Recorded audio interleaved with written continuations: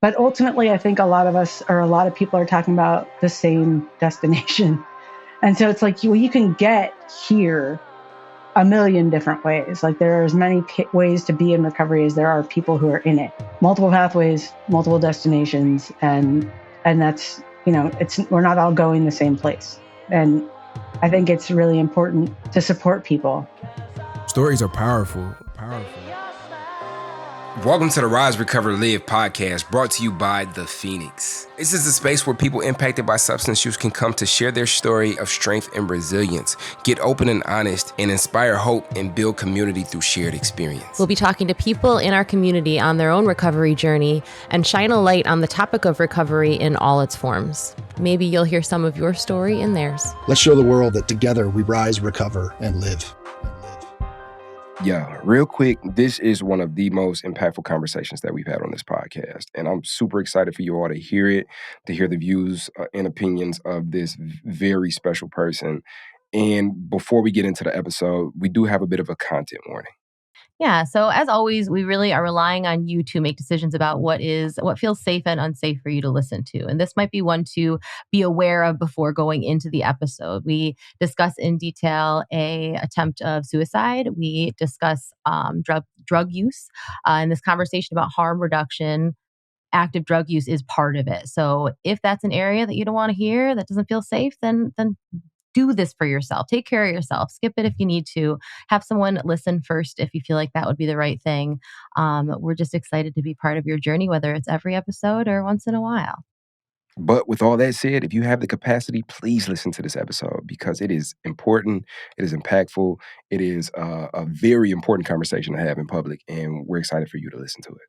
What's up, everybody, and welcome to yet another episode of the Rise, Recover, Live podcast. We are your hosts, Bryce III, he, him pronouns. Liz McKean, she, her pronouns.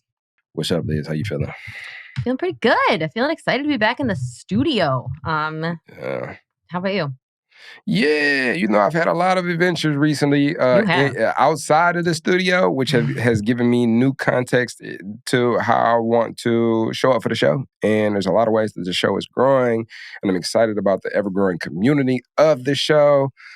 We've done live virtuals. We've done live in-person at conferences. We got a live coming up this Friday in Colorado, and it's just a lot for ways that this platform is expanding. But good exhaustion for me. Good exhaustion for me. Yeah. Same. Yeah. Well, and I feel like the last few episodes we've done in this virtual studio, it was with me with stacks of boxes behind me, being totally stressed out and overwhelmed with the move coming up. And boxes. The move has happened. I am here in my new space, and it's wonderful. Wow, with so many humidifiers. So many humidifiers, yeah. The moisture in New York is not the same as that in Florida, and we're trying to make it so in this apartment. And so far, so good. Florida's moisture is like lotion in the air. I know. And I actually appreciate it. I love it. I actually appreciate it. But yeah, speaking of different activations and different ways that the show is growing, I'm excited about today's guest, which I'll let you intro a bit more, but I do want to give context. We met this person at one of our more recent activations. We were in Des Moines, Iowa at the Multiple Pathways Recovery Conference. By this time, you all should have heard that episode with Megan Perry and Jackie Helios and Liz and I. And we met this person in that conference, and they had a very cool shirt on, which I just so happen to be donning today. And with that, Liz, I'll let you do the rest of the intro. Yeah. Oh my gosh. I know. I'm so excited about this guest. And actually, I think it was at the conference, there was it was one of those kind of everyone was in the same room moments, and the hosts of the conference were going around being takeaways and tell us about yourself. And she got the microphone and told a little bit about herself. And they had barely even ended that part of the conference before I was running over there. I'm like, I really want to have you on the podcast. I'm really excited about talking to you more. So without further ado, we have Stacey Levin on the podcast today. And she is a dual certified peer recovery specialist and certified community health worker. She manages the state statewide mobile harm reduction outreach team at Parent Support Network of Rhode Island. Super excited to talk about harm reduction today. And most importantly, she's a cat mom to chicken nugget matzo ball and a backyard chicken farmer. And honestly, we might have to have a additional conversation about that because that's pretty awesome. So welcome, Stacey. How are you? I'm good, thank you. How are you today?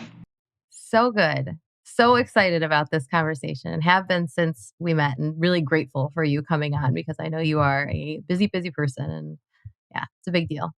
I'm excited. I actually was just on an overdose work group, an overdose prevention work group. We were talking about like overdoses that happen alone right before I started this. So that was like a little heavy. So I'm ready to be not so heavy right now. Yeah. It's a heavy like space that we work in. Like the joyful parts are just, there is just not words to even describe the joy that comes from, people recovering. And then the grief is real and frequent. And that's really hard. That's one of the things that I'm always interested to find out from people who work in this field is like, what do you do to pour into yourself and make sure that you can maintain the capacity to be able to show up for others at such a deep, level. So I think that's a good place to kind of start this conversation. Stacey, like, what do you do to pour into yourself to make sure that like you're prepared for how deep this work can go? So I'm an avid longboarder. I love to longboard, surf and skate. Hey. So I grew up in Southern California in a place called La Jolla, which is in San Diego. And so that was a really big part of like my culture, I guess. And it's been a huge part of my recovery has always been like the longboarding. The backyard chicken farming is amazing. I've always wanted to raise chickens. Well, not always, but since 2020, when I was locked in my apartment for like a year, I decided that I really wanted to raise chickens, and I finally have the opportunity to do that. Cool. A huge part of how I disconnect at night is baking. It's just a very meditative process for me.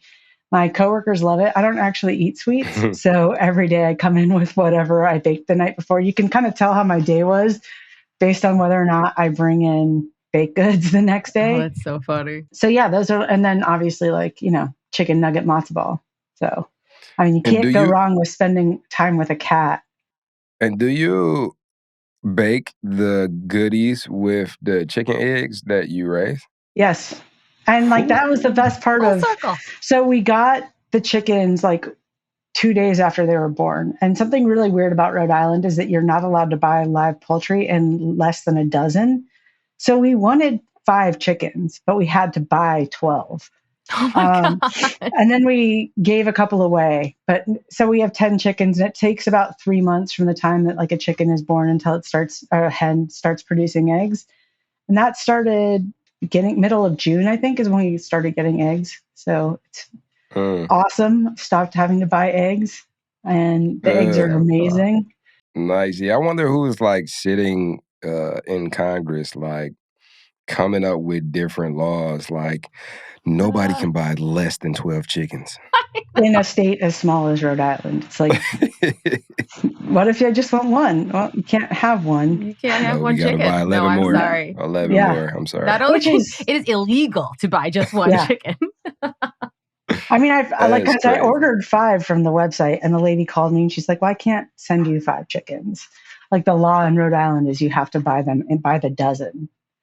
So I'm just wondering if there's like a black market chicken seller that is like, there's always a black market chicken seller. I mean, it's cool because 2 chickens. Like the chickens, the chickens I raise, they lay about 3 to 4 eggs a week. Yeah. So, 10 chickens, 3 to 4 eggs a week. Are you eating good? Yeah. Awesome. Well, I mean, my partner and I split probably like 2 dozen eggs a week. So I protein definitely use them faster than he does.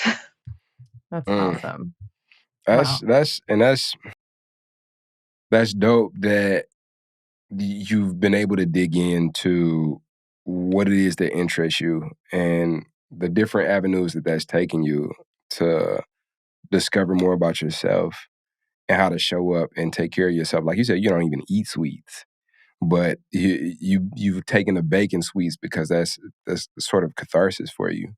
Oh yeah. And That's how I stayed sane in 2020.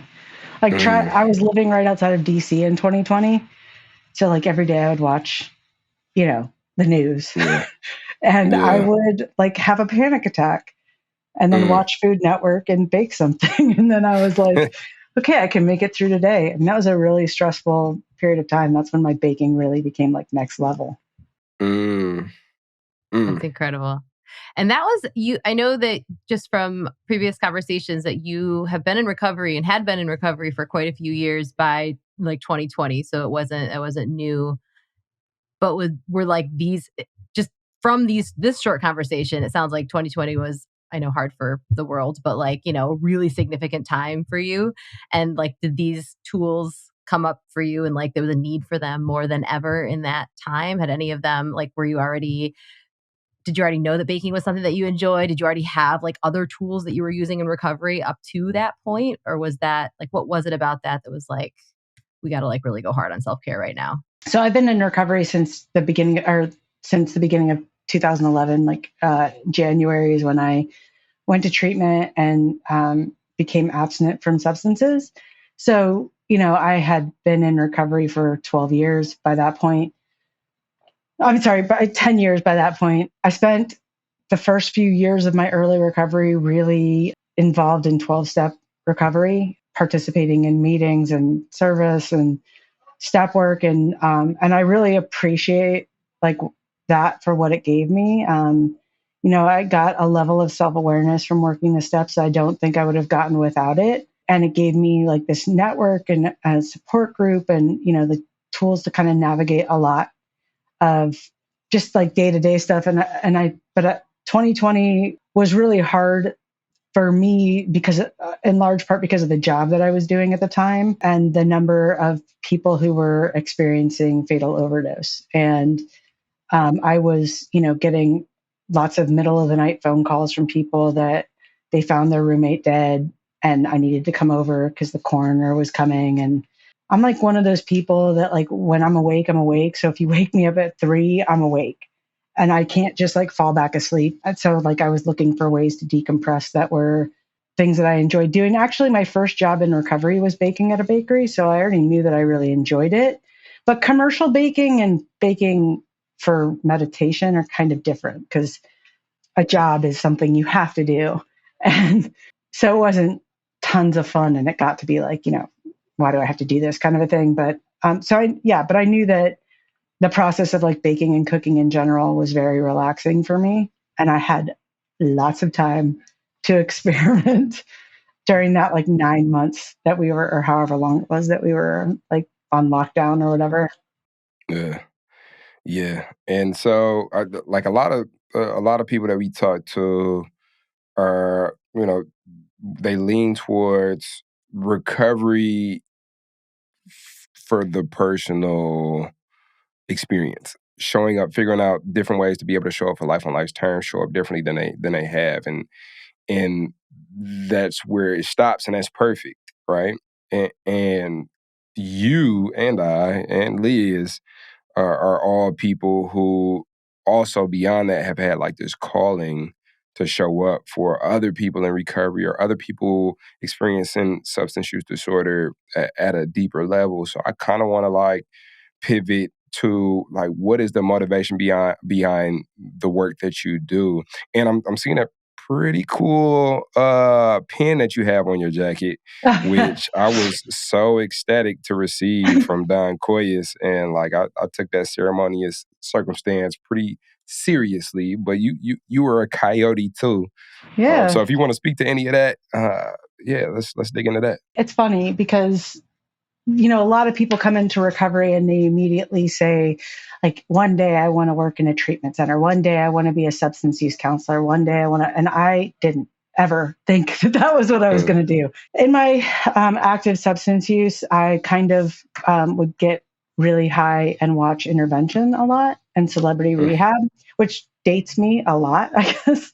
And I knew that there was nothing beyond this hell that I was living in. And I thought that like my only way out was to kill myself. So I did. I tried. Like I had this whole plan. I consumed a large quantity of substances, very isolated by myself, drove to Austin, Texas from California to be a random dead body. Very like, not well thought out. I woke up in the emergency room. And that's how my parents found out that I had substance use disorder, was when the nurse called them. And then went to treatment. And so after treatment, I was like in Texas. I'd never been there before. And my parents were very like, don't call us. We're done. Like, we are not riding this roller coaster with you anymore. Figure your life out. Somebody I met suggested that I move into a recovery house. And I learned everything I knew about being in recovery, early in recovery, from the women in that house. And they were all really involved in like helping other people. So I was just kind of along for the ride. Didn't really know anybody in Texas outside of that circle and the people that I met at meetings, which was also a big part of like living in that house. Just a bunch of things happened where I was like in the position to change where I was living to help other people. And then like a year later, the organization called me and asked me if I wanted a job and if I wanted to move to Houston. So that's kind of how it started. Like it was never a plan for me to, my mom would say like, why don't you go back to school and be a counselor? And I was like, no, I'm good. Really, I'm good. No, thanks. Like I'm going to, I wanted to be Jack Kerouac when I was a kid. I thought I was going to, go back to writing. And, through like my time in recovery, through the 10 years that I worked with that organization, and through the changing climate of the overdose crisis, my personal view of recovery, my understanding of the world and how it works, and just how like terrible a lot of it is, like a lot of things evolved. And like my idea of recovery, my like passion for helping people, and also like what I view as recovery, like went through like a huge evolution, which I think is pretty typical of people who at least, like their early experience in recovery is like 12-step based. It's, you definitely have a specific view of what recovery is and isn't. And this is my first time in recovery. Like I had never tried it before. And so like, I only know what I know, and what I knew got bigger over time. That's super interesting to me because like my foundation is 12-step. And for a long time, like my reference point, like there was people I knew with long-term sobriety, 20, 30 years, people I still know with just 20, 30 years, but it's strictly 12-step. And like you, like I didn't even know like this was a field or something that I could get into. It just kind of like gradually I ended up being a part of it. But in doing this work, I was exposed to multiple pathways, and I was exposed to like different ways to dig into like what recovery looks like. And doing that for other people inevitably posed the question for myself, like, well, has what I come to identify this thing as being, like, is it still the same? Or, how is it expanding? But there's some people that like, that's not the case for them. And it's just like, everybody has their own experience. But the fact that we're like akin in that experience of having an expanding understanding of what recovery means to us, I think one of the questions that come to mind is, I know that was challenging for me, because my recovery had to evolve. And in that, like, there were some things that I was told, like, you have to do it this way. And I had to kind of reconcile the ways that I was doing it and showing up for it, and the ways that I was being called to do it and show up for it, even though some of the ways that I had been shown was like, you have to do it this way. So what was that evolution like for you? How were you able to reconcile what your recovery blossomed and grew into? I live my life from my perspective, which is the perspective of like, I have a lot of inherent privilege. And I think that like being a well-educated, person who came from like a really affluent family and had like every opportunity to get anything that I, wanted, made it really easy for me to like fit in that world. My my problematic substances were like cocaine and alcohol at a time when like cocaine was actually cocaine. And I didn't have to worry about what adulterants were in my drug supply and stuff like that. And so like, I was like a really pretty package that fit really neatly into this like square. But as I started to work with other people who didn't, I saw where those kind of spaces were really exclusionary, and that didn't work for me. I can't participate in things that aren't like available to everyone, or that where people are like literally pushed out the door. That actually started, I met this woman who runs this organization that she started because her brother was a active participant in 12-step recovery, and he was taking Suboxone, and he was told that he wasn't in recovery, and if he was taking Suboxone, he didn't have access to like the 12 steps or whatever. Like no one would take him through the steps, and he felt like he didn't belong, and he left, and he overdosed and died. And that Do you mind was just telling folks what Suboxone is, just for anybody listening who might not know? Sorry to interrupt you. Sure.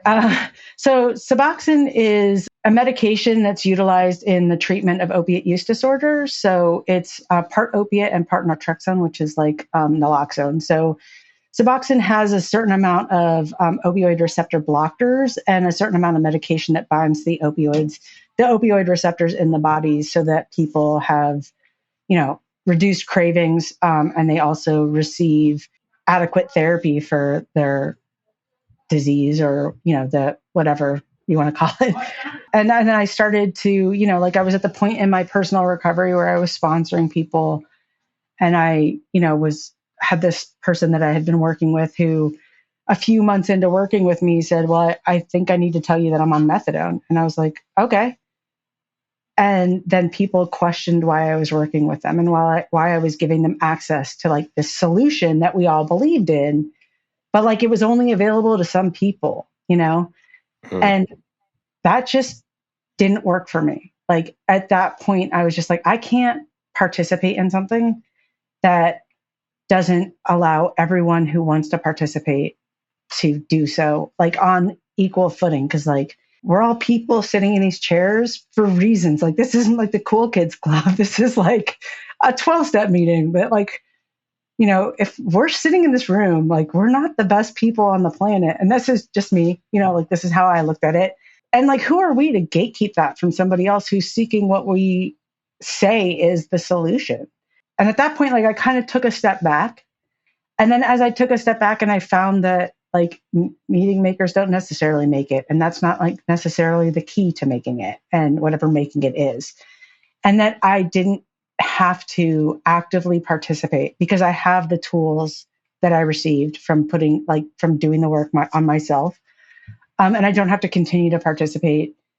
And I wasn't in danger of experiencing a recurrence, because I'm not in danger of experiencing a recurrence today. And I haven't for, several years now that I have not been an active participant in 12-step recovery. And like I was having a conversation with my friend a couple of weeks ago, and they said, I made a decision in 2021. I was like, my goal for the year is to not go to a meeting and see how I do, and I had been kind of like going every once in a while, and I've been doing just fine. So, but if I ever felt like I couldn't make it through the day unless I got to a meeting, I would do that. But I don't, but I have like my friends, my support group, that didn't all go away because I no longer participate in those spaces.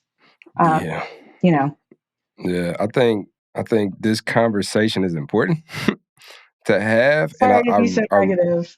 No, I don't think it's negative at all. I think it's very nuanced.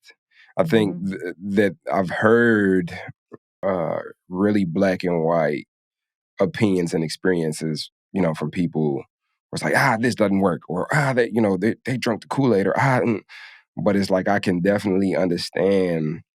I mean, if we gonna dive in, we might as well dive in. Like I definitely can understand, because it's like even with like religion, right? You might have a text that is a text, but then you have beyond that text, like the interpretation of the text, what what sublet of the religion that you're going to and the way that they interpret the text and the culture around that. And so like I've heard that New York meetings are different from Cali meetings, and I'm in Detroit, and I've been to meetings where it's like if that was my first meeting, like I don't know if I would have stayed. It's so many determining factors that can contribute to your experience within a 12-step group, right? And then even beyond that, I was taught, and I can't give something to somebody any other way than how it was given to me. So I remember at one point I was working with this guy, and he's like, "Man, I'm just trying to sell a little weed. Like, that's what I know. I'm just trying to sell some. Can I just do that?" And I turned him away. I can't work with you because that's not how, it was given to me. I can't give you something that it wasn't given to me that way. So I don't know how to give it to you like that. And then maybe like a year or so later, I got, certified as a peer recovery specialist. And, I learned about improving the quality of life, and what do you desire? How do you desire to show up? And it's like, I quit drinking, I quit smoking, but I still sell a little weed here and there, but like I'm really the gradual improvement of a life. And so I didn't not work with you because you're selling weed. It's like, okay, good. I'm glad that you set these things into play and you stop doing these things. How can I show up for you to allow you to have the tools to be able to show up how you desire to show up? Mm-hmm. And that was just a paradigm shift for me. And that's support. That's support. That's not I feel like the whole concept of I have to give you something. I don't think it's any of ours to give, that's just to support one another on our individual journey, both the journey itself and then the destination that could be different for every single person, which I really want Stacey to talk about, is I think a different and kind of scary concept. Clearly you have no feelings at all about that, Bryce. I can tell by your face. I mean, because it's, it's interesting because 12-step it's very binary. It's very black and white. It saved my life and continues to save my life. I'll go to my Monday nights because I really appreciate that group. And because I want to be available if somebody needs to see somebody like me, my age, from where I'm from, looking like how I look, with my head back with some tattoos and sobriety, that they can see, oh, this is what it looks like too. And it can get a bit sticky. And so learning how to operate within that, I think is where harm reduction comes in. And I'm really interested to kind of dig into your experience with that as well, Stacey. Okay. Well, I mean, and that's part of my journey in harm reduction, was recognizing that spaces that aren't accepting and welcoming to all people are not spaces that I am willing to operate in or give my time to. Because I think there are enough of those, there's enough exclusion all over the place. And I just don't want to be a contributor to that. How I came to harm reduction was over a number of years. Of watching people struggle in recovery houses. And because the policy of most recovery houses is abstinence only, and I would see people leave, and then I would get a call from their parents a couple of days later. My son died. My daughter was found in an abandoned van a week and a half after they experienced a fatal overdose, and they were barely recognizable. So that was, I mean, enough, enough of that was enough. And coming into recovery in 2011, the overdose crisis was and where I came, where I was living at the time. And the overdose crisis was this thing that was happening over there in very small pockets, because we were still mass overprescribing OxyContin. And, there was plenty of pharmaceutical grade medication available for people. The drug supply wasn't as adulterated as it is now. And so when, when I came into recovery, that was something that was very, not really on my radar. And over time, it became a much bigger problem. And, it became really a national problem. And I moved to places I was living right outside of Baltimore City in Maryland, where the overdose crisis had been a crisis since the 80s. 80 people a day or 100 people a day were dying in Baltimore of an overdose long before like the first really rich white kid died of an overdose who happened to have a politically connected parent. I recognize that, like, through being a peer and a community health worker, that like my job isn't to get somebody to a certain place, right? Like if we go based on SAMHSA's definition of recovery, which is like ultimately any positive change, the fact that like a person I'm working with is no longer drinking a gallon of vodka a day, but maybe a half gallon, or they're not using illicit substances, but they might be selling them, which might be the only means of making money that they are aware that they can, do at this point in time because of their circumstance. Like that's a positive change. Like it's all just, like we talk about multiple pathways of recovery a lot, but ultimately I think a lot of people are talking about the same destination. And so it's like, well, you can get here a million different ways. Like there are as many ways to be in recovery as there are people who are in it. The destination, and I heard this at that conference, was abstinence. That's not true. Like that's not the ultimate destination for a lot of people. I have I have a lot of friends who are in recovery, and that is defined very differently for every single one of them, as it's different for me. I practice abstinence from all substances not prescribed by a doctor.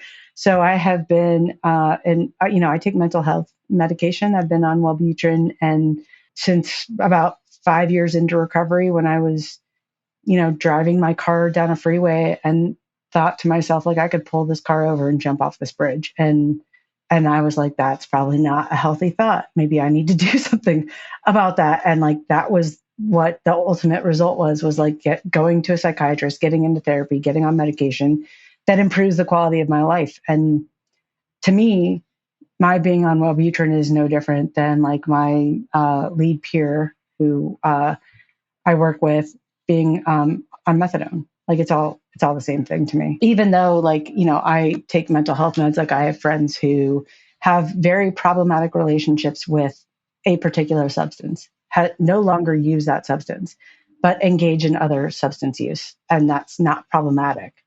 So multiple pathways, multiple destinations, and that's, we're not all going the same place. And I think it's really important to support people, to recognize that all human beings are people who are literally just trying to survive another day in this rotting cesspool that is this country right now, or this world right now, and like people cope in different ways and they have different tools to do that. And it's not the coping mechanism necessarily that's the problem. It's the policies that are in place that made that solution for their solution so toxic that they're dying. That's the problem.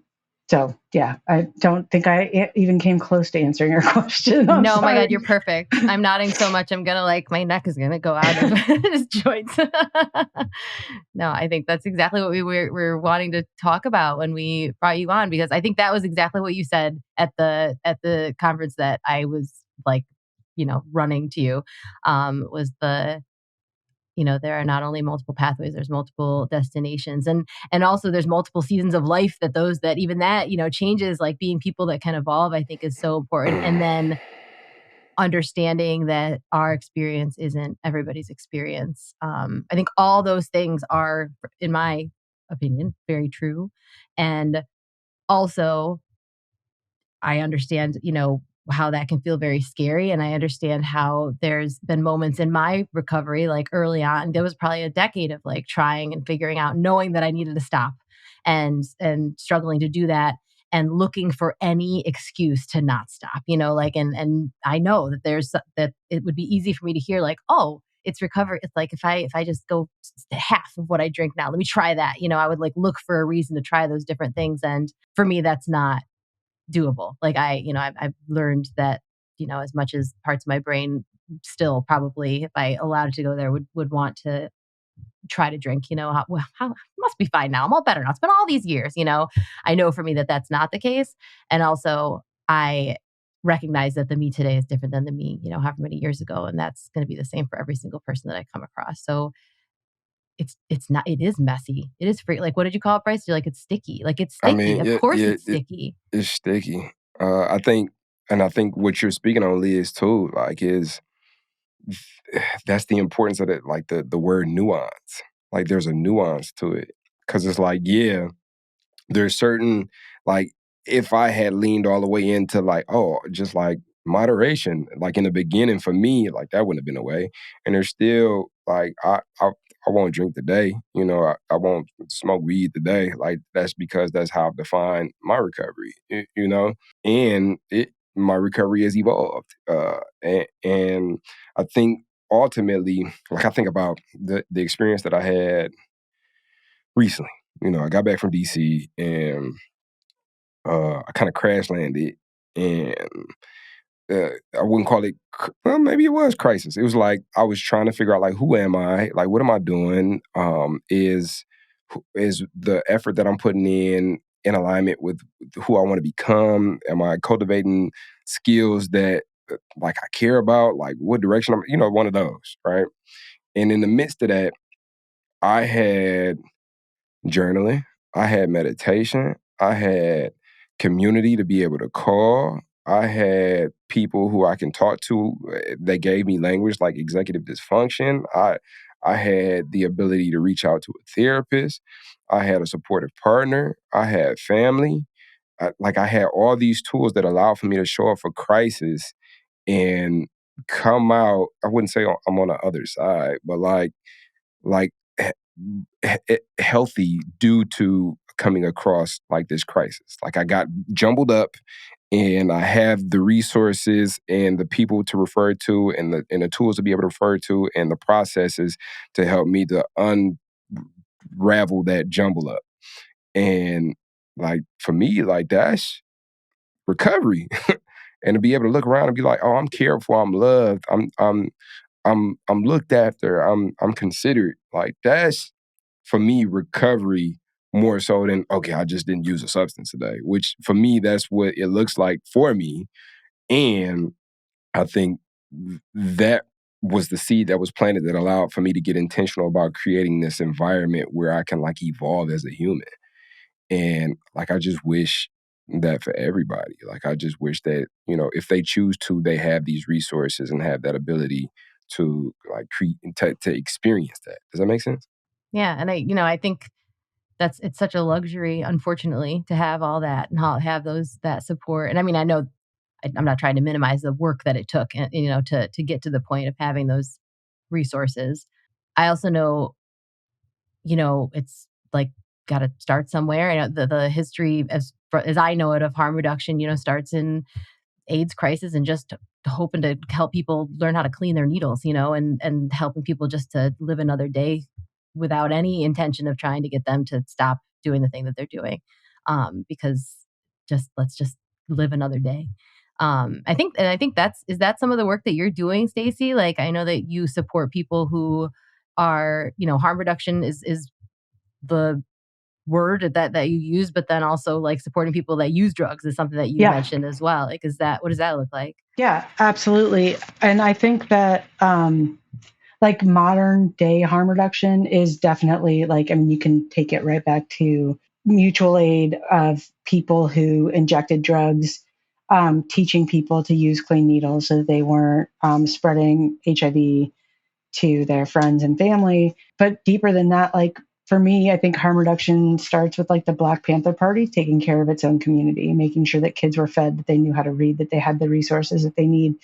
And like, that's like harm reduction, for like, as I define it, is all about community. And we absolutely support people who use drugs. I would say, probably 70% of my program participants are unsheltered people who use drugs. So, that looks like giving them sterile supplies like clean needles and pipes and snorting kits and wound care and test strips to test their drugs so that they have some knowledge of what it is that's going into their system. Talking to them about safer use practices and drug user health. People who use substances tend to not engage with a primary care doctor or seek out medical sorry, I think my headphone just died. To seek out, that one just died. It was really weird. But they don't usually like go to the hospital, or they won't get like their physical health issues addressed until they are a catastrophic emergency. And they are being brought to a hospital in an ambulance because of stigma and the way that people are treated. I've been in recovery for like over 12 years. And the last time I was rushed to the emergency room, just looking at me, like I have a lot of tattoos in very visible places. I mean, I have a lot of arm tattoos and stuff. And I was treated like I was, drug seeking criminal. And I was there for like an actual thing that the doctor told me if I hadn't come in that night, I wouldn't have woken up the next day. Like that's how dangerous it was. And I waited, several years into recovery until like a friend basically said, either you're going to the hospital or I'm calling an ambulance. Something is really wrong with you. And I know that like, this isn't just the stomach flu. And, like the nurses all treated me like I was like, dope seeking or something. My goal is every day to develop a connection with somebody so that they feel like they are seen and heard and respected and loved just for being a person. In my active problematic substance use, I found myself homeless. That is not a fun place to be. It is really hard to think about how to just have the desire to stay alive when you don't have the ability to like be safe at night, to sleep, to take a shower, to improve your quality of life, maybe not even eat or drink clean water or, so I interact on a daily basis with a lot of unsheltered people who use drugs.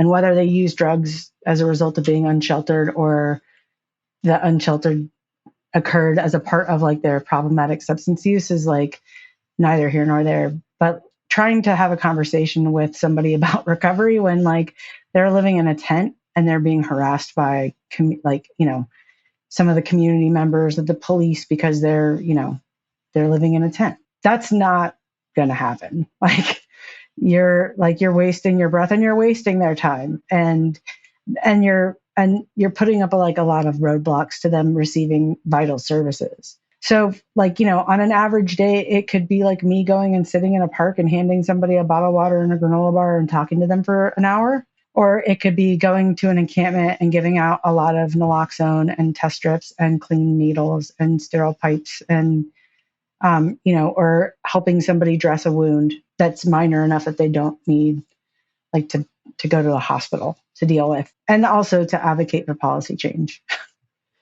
and ideally create more housing. But yeah. So a light job. So, just a little. Yeah.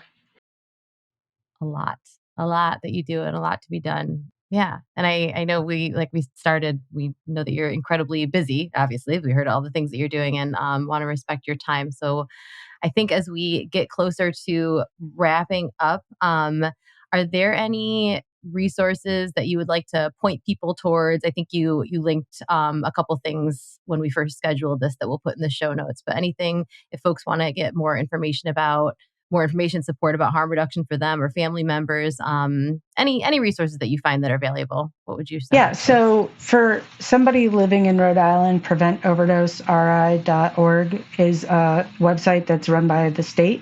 I think it's run by the state and the People, Place, and Health Collective in partnership, which is a bunch of really smart people from Brown University who started this. Like they're all epidemiologists and like wicked smart. And that will link them to resources like, where to get supplies, what kind of is showing up in our local drug supply, things like that. Nextdistro.org, I believe, is if you are outside of Rhode Island and you don't know whether or not your local health department or some grassroots organization is distributing naloxone or fentanyl test strips or some other supplies, you can actually go on their website and order it. They'll deliver it anywhere in the country. That's a big one. And the Never Use Alone hotline, I think, is a really important resource for people that use. No one can reverse an overdose if they don't know that you're experiencing one. And so I recommend that people who use alone, because that's a reality, is that not everybody feels like they can use around another person or let people know in their community that they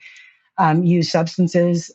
So I always encourage people, if they're using a loan, to call the Never Use a Loan hotline, where they will be, talking to a person who will only call EMS if you stop responding, but it will give you somebody that's there to know whether or not that happens. No, I think that's really it. Well, Parent Support Network, which is a really cool organization. Like it's funny working for a place called Parent Support Network and then, working in harm reduction. But Parent Support Network has a ton of different programs, from child and family or pregnant and parenting people who use drugs, to child and family, supporting children and their parents who are struggling with all kinds of behavioral health stuff, to, the harm reduction programs. So, yeah.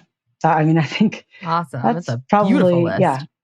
Yeah. I mean, it's a really cool organization to work for. And all the organizations that provide harm reduction services, whether it's like naloxone, and just while we're on the topic of naloxone, since we got there, everybody in the world, really, but every single person that lives in the United States or North America should be carrying naloxone. 2 surgeon generals said it. And if you are looking for naloxone, like, while you can definitely walk into a pharmacy and pay for it, you can also receive it free through local community organizations, through local departments of health, through Next Distro. And there's a couple other organizations that do the same kind of stuff as Next Distro, through a local grassroots organization in your state that is a harm reduction organization. Like, our goal is to prevent overdose fatalities, in addition to like just supporting people. So, please don't pay for naloxone if you don't have to, although I think you should carry it. So if that's like how you're going to do it, by all means, walk into a pharmacy and get it. Yeah.